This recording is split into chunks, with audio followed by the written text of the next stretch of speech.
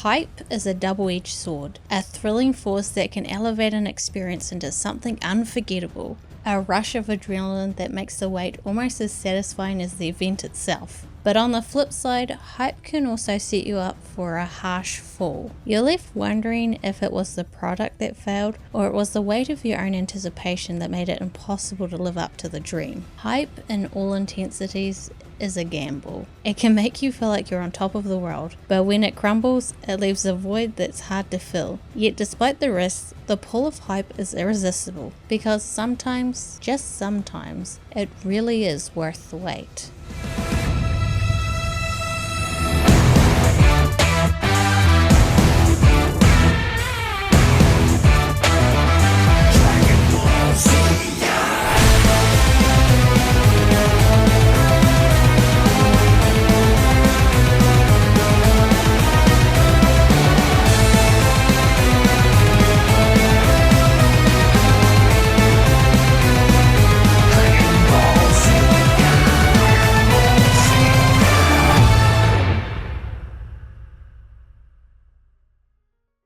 When the teaser trailer for Sparking Zero dropped, there was an overwhelming surge of nostalgia within the Dragonball gaming community. A beloved series that many thought was done and dusted was being revived.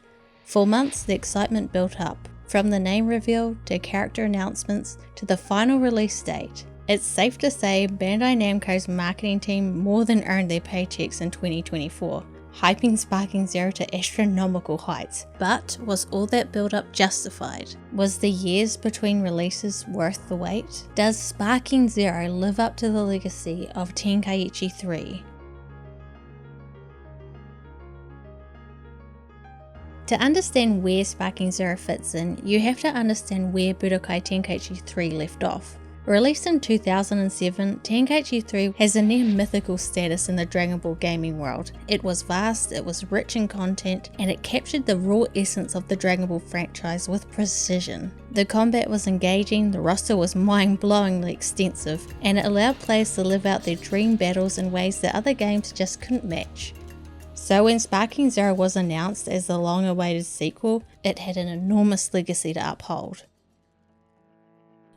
One of the key differences between Sparking Zero and its predecessor is the gaming landscape itself. Back in 2007, games were largely standalone experiences. Developers aimed to create a complete, full-package game at launch, and that was that. No major updates, no downloadable content to pad things out. Once the game was shipped, that was what you got. It had to stand on its own, and Tenkaichi 3 did just that. Fast forward to today, and Sparking Zero exists in a world where games aren't just released, they evolve. Games are more often seen as ongoing projects with expansions, DLC, and updates. While Sparking Zero isn't technically a live service game, it adopts some of the philosophy. Fans know there's more content on the way, which is exciting, but it also means that the game can feel a little bit incomplete at times, even with the wealth of content available on release. This is where you start to see a philosophical divide between the two titles. While Tenkaichi 3 was designed to be a satisfying conclusion to the series at the time, Sparking Zero is aiming to reignite the series to be the beginning of something new. It's a different kind of pressure.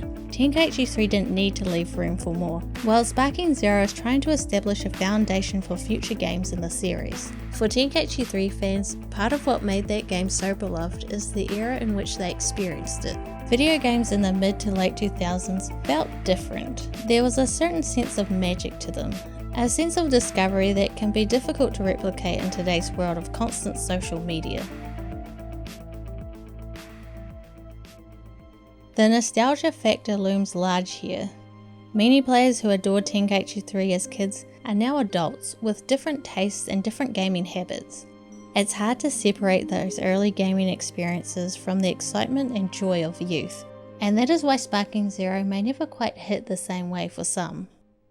It's not just about the game itself, it's about the memories tied to the original. It's about the feelings of wonder that comes with being a kid, diving into a world you've loved for years and experiencing it in a brand new way. For many, Sparking Zero can't give people back that feeling, because we have lost something that made these feelings of awe much easier to find, and that is our youth. And there's nothing anybody can do to get it back.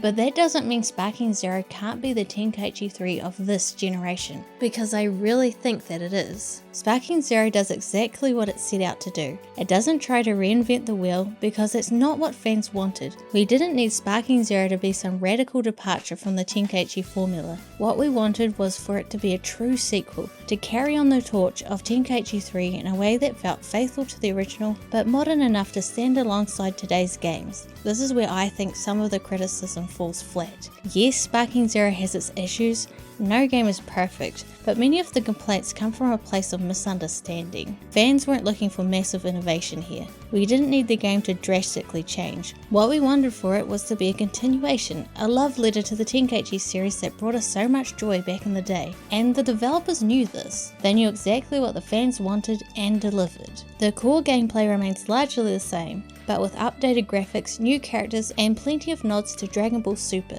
This is exactly what we asked for. It's not a revolution, it's an evolution, and that's what makes Sparking Zero work. From a gameplay perspective, Sparking Zero retains much of what made Tenkaichi 3 so engaging. The combat is fast-paced, fluid, and full of energy. The momentum-based combat that defined the series remains intact. If you played Tenkaichi 3 or even 2, transitioning to Sparking Zero feels very natural. One of the more significant gameplay improvements is the expanded combo system. Sparking Zero builds upon Tenkaichi 3's already impressive combo mechanics by introducing more strings and mix-ups, allowing players to experiment with different strategies. There's a great amount of fluidity to the combat, and with a bit of practice you can pull off some truly devastating combos that keep your opponents on their toes. And it's not just about what's been added, it's also about what's been kept. Sparking Zero knows what made Tenkaichi 3 so beloved, and it doesn't mess with the winning formula. The developers clearly understood that fans didn't want a complete overhaul of the gameplay, but rather a refinement. That's exactly what we got. Of course, with all these positives, there are a few downsides. The DLC model, while standard in today's gaming landscape, can be a bit frustrating. While there's plenty of content in the base game, the promise of future DLC can leave the experience feeling a bit unfinished for some. It's a delicate balance between giving fans what they want right out of the gate and keeping them engaged with future updates. I think they did fairly well in balancing it though. Sparking Zero is by no means a perfect game, but it was never meant to be. What it is, however, is a faithful, loving continuation of the Tenkaichi series. It carries the legacy of Budokai Tenkaichi 3 forward in a way that feels modern while still staying true to its roots. For fans who grew up playing Tenkaichi 3, Sparking Zero is exactly what we've been asking for. It may not capture the same magic that you felt as a kid playing Tenkaichi 3 for the first time, but it's a solid evolution of the series that keeps the spirit of Dragon Ball alive. So yeah, I'm not at all surprised about how well the game's doing. In fact, I'm excited about what's to come. This game has the potential to be remembered as fondly as Tenkaichi 3, and I hope, years down the line, there'll be somebody sitting in front of a camera like I am right now, talking about how much they love it, and passing on their passion to the next generation of Dragon Ball fans. And that's the true beauty of a great game. It's not just a single moment in time, it's a lasting impact, a legacy.